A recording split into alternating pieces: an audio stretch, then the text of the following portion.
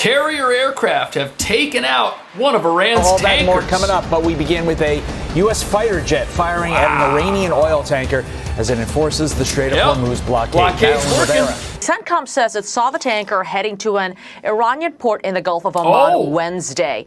They say American forces issued multiple warnings and informed the Iranian-flagged vessel it was in violation of the U.S. blockade. After the crew failed to comply with repeated warnings, U.S. forces disabled the tanker's rudder. So the ship has been stopped. Can't drive without that. The U.S. military says the incident shows the U.S. blockade on Iranian ships remains in full effect, even as U.S. and Iranian officials continue to work to strike a deal. The president tells our Brett Baer he is cautiously optimistic. Some of the key questions, though, include how to get the highly enriched uranium out of Iran and making sure the Strait of Hormuz is completely open. We're in good shape. And now we're doing well. Now we have to get what we have to get. If we don't do that, we'll have to go a big step further. But with that being said, they want to make a deal. We've had very good talks over the last 24 hours, and it's very possible that we'll make a deal. And here's why Iran's getting desperate. The United Arab Emirates snuck 4 tankers through the strait, which is supposedly under Iran's control. And according to the New York Times, Iran's oil sector is under pressure. Tehran says its oil may soon have nowhere to go. They're admitting that their entire economy is about to blow up. But do we have a deal? We're doing well. Now we have to get what we have to get. If we don't do that, we'll have to go a big step further. But with that being said, they want to make a deal. We've had very good talks over the last 24 hours, and it's very possible that we'll make a deal. The president says if they don't agree, the bombing starts at a much higher level and intensity than it was before. Now, I know we've heard that before. Yeah, we have. But sources say an agreement has never been closer, and morale at the White House is through the roof. Good. I can tell you that I was walking around in and out of the building yesterday, seeing a lot of action in the Situation Room with negotiators, and it looked like the mood was high. POTUS told PBS that the Iran war has a very good chance of ending, and told Fox that this could be wrapped up in a week. Well, I had a phone call with the president a short time ago, and he is optimistic about this deal, this memorandum of understanding. Thinks it is going to lead to things. He's cautiously optimistic, I should say. But thinks, and I asked him what the time frame would be. He puts it at a week, getting everything wrapped up. So Iran's tankers can't get into their own blockade, but everybody else's are getting out. The leverage that they thought they have is gone, and now that it's gone, what are they fighting for? This is what we're hearing. Iran must swear off ever having or seeking a nuclear weapon. Cold turkey. Their 3 main nuke sites how do we trust them? Must be completely dismantled. And they can never do any work like this ever again underground. If they start digging, we start bombing. Inspections on demand, anytime, anywhere. If they throw up roadblocks, harsh penalties.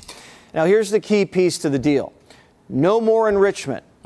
And they hand over all of their enriched uranium. We get it. Trump was asked, well, is this a 20-year moratorium? Trump said, no, never. No more enrichment ever. Iran must reopen the strait, and while they do, we'll relax the blockade. Interesting. We might unfreeze some of their money, but no sanctions relief until they show they're complying with the deal. So the way that we're able to force these guys who don't want to agree to anything to do what they say is, since they want the blockade to disappear, they've got to let traffic flow through the strait unimpeded. If they do what they're supposed to do, the U.S. will allow them to also exit their little corner of the world. This is very simple. Iran cannot have a nuclear weapon because as tough as they are, we want to keep them alive. We want to keep all of you alive. Iran cannot have a nuclear weapon, and they won't.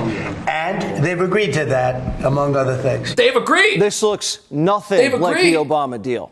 Getting the uranium out, banning enrichment, destroying their nuke sites, none of that was in the Obama deal. And this is on top of shredding their military. And good luck rebuilding it, because we wiped out all their defense factories and steel plants. But the media doesn't believe any of it. China. You're facing an opponent right now in Iran that has refused to submit. You seem optimistic now as you may be closer to a deal. What's different about this moment now than in other moments where a deal has seemed close? Well, why do you say they refused to submit? You don't know that. You don't know what's going on behind U.S. ships a few days ago. Yeah, no, a few days ago. It's a long time ago. What's not to submit? That's right. So they had a Navy with 159 ships, and now every ship is blown to pieces, and their leaders are all dead. So I think we won. The fact that rogue elements of Iran's military were driving around in speedboats firing gave the media every single thing they needed to contest the idea that the U.S. had any leverage. It was all propaganda, them boarding ships, them floating around out there, them firing on stuff. None of it mattered. They can't get out of their own little blockade. It's crushing them. No one really knows what the deal is, and no one knows if Iran's even going to sign it. Neither country trusts each other. That's right. They've taken Americans hostage. But the president's being realistic. He says it's still too soon to send Kushner and Witkoff. He'd rather just do it over the phone. Right. Because, as you know, no one can predict what the regime does day to day. Right. We've had some good talks before, as you know. Right. And all of a sudden, the next day, they're like, they forgot what happened. Yeah. Today, Wall Street erupted. The Dow shot up 600 points, close to 50,000. The S&P and NASDAQ broke fresh, all-new highs. That's crazy. And Brent crude down over $10 a barrel over... Oh, and Trump's killing the economy. He's trying to take out America with this war of vengeance. That's what they're saying. Now, here's the S&P 500 going all the way back to 2001. Where are the wars? Can anyone tell me where the wars are? We know where 2020 is. That's right here. We know there was that big slump in Biden's second year. We can see that. But where's the conflict? Where are the temporary conflicts that President Obama got us involved in? Where's all that stuff? This is going to end before people get done complaining about it, that's for sure. I thought we'd be down maybe 20%, and we're up. The stock market's higher now than when we started this war. Wow. And I thought oil prices would go to $200, $250. It's at $100 now. And I think you're surprised, and I'm surprised. But even if it went to 200, it would have been worth it. Yeah, and it wouldn't be forever. The street. Billionaire money managers say they can see victory, and it was worth it. It shouldn't be a bipartisan issue, right? You have a nearly nuclear launch-capable Iran that we've set back in a very dramatic way. They've been the major driver of terrorism around the world. Right. They're a fierce enemy of the United States. They threaten kind of global shipping, energy, et cetera. And now the president and our military are getting that completely under control. Right. I think we're almost done. I think it's weeks as opposed to many months. And that's what they're telling all their clients. The smart money is getting back in because it knows that this thing isn't where the people who wanted to see Obama's deal come to fruition are saying it is. David Ignatius, looking into the president's thinking, he is kind of a 2-week kind of guy, meaning he likes things one and done in 2 weeks. I think we could find a number of situations where he's always kind of given things that kind of timeline. Oh, my goodness. From what we have seen so far, how prepared is this administration to deal with all the consequences? Of bombing Iran? I mean, the stock market's up. So it's going to be freedom over there. President Trump is looking hard for the exit ramp from the Iran conflict. That's clear. Yeah, is it? To who? To the people that are putting all their money in the market? To the troops that never actually had to put boots on the ground over there? To any of the advisors and generals that are celebrating that this thing is almost wrapped up? To oil that's going this way? You can't make this stuff up. Look, Trump is trapped. He's stuck. Can't get out. It's weeks as opposed to many months. Weeks. It's a few months as opposed to it's not years. This is toward the tail end of a war. You know when the fighting's over? The French show up. The Charles de Gaulle aircraft carriers just crossed the Suez Canal and going into the Red Sea. Great timing, guys. Meanwhile, great news for American sailors. The USS Gerald Ford is headed home after the carrier broke the record for the longest deployment since Nam. Wow. The blockade, though, stays. Yeah, it has to. We have it very much under control. The blockade is unbelievable. The Navy's been incredible. The job they did is like a wall of steel. Everybody said, oh, there's going to be boots on the ground. Oh, Trump's trying to evade. He's putting American lives at risk. He wants to send us into a forever war at 0 troops. touched the ground. They still might have to for some reason, but that has not happened yet. And the whole idea of there being a deployment, these amphibious assault ships going over there, that was all a smokescreen to keep these guys guessing. In particular, the Iranians, they're not getting anything through one way or the other, so they're out of business. Yeah, out of business. Today, the Iranians tried to test the blockade, and it didn't end well. Central Command says an Iranian-flagged vessel attempted to breach the U.S. naval blockade earlier today. Stupid. CENTCOM says the vessel was warned multiple times before U.S. forces fired on it. The shots came from the 20-millimeter Gatling gun of an F/A-18 Super Hornet that took off from the USS Abraham Lincoln aircraft carrier. Marksmanship. The quarantine's already turned around 52 ships. It's airtight. And Project Freedom was showing progress before Trump paused it.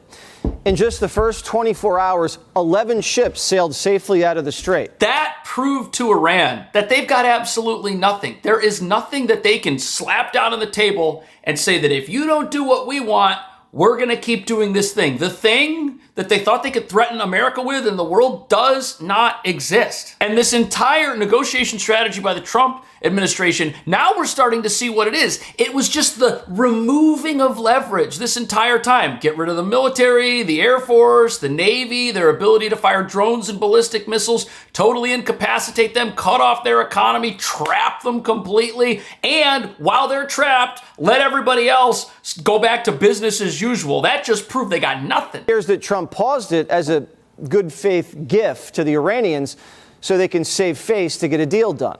Right. Watching the U.S. Navy let every single ship in the world out of the Persian Gulf except yours would have been too much to stomach. Right. The president can always redeploy our guided missile destroyers like the USS Truxtun and throw up another protective bubble if the Persians go back to their little games. These Iranian peace shooters didn't do a thing. The Truxtun... Look at these things.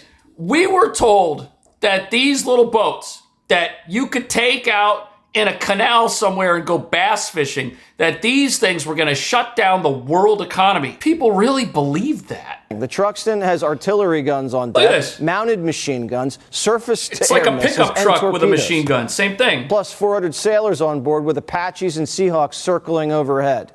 Anything the enemy sends out, if it flies, it dies. If it swims, it sinks. Right, that's their Navy now. Even though we can get ships out, Lloyd's doesn't want to underwrite a voyage under enemy fire.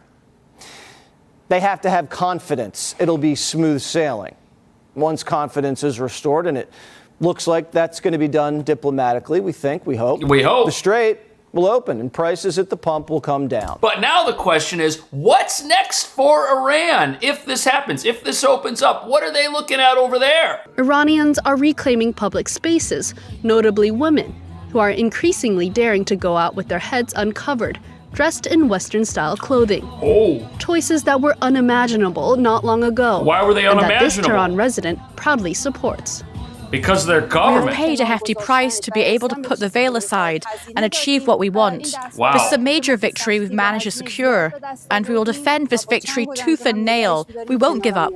This is the capital Yet wearing right now. the hijab still remains mandatory for women under the Islamic Republic, which cracked down on demonstrations following the... This is a sign of rebellion against their government and against their leaders. They might not be out there in the street, torching cars like it's Portland, Oregon, but when you look at these images, this is resistance. This gradual shift away from the headscarf has not, as of yet, sparked a reaction from the authorities. Crazy.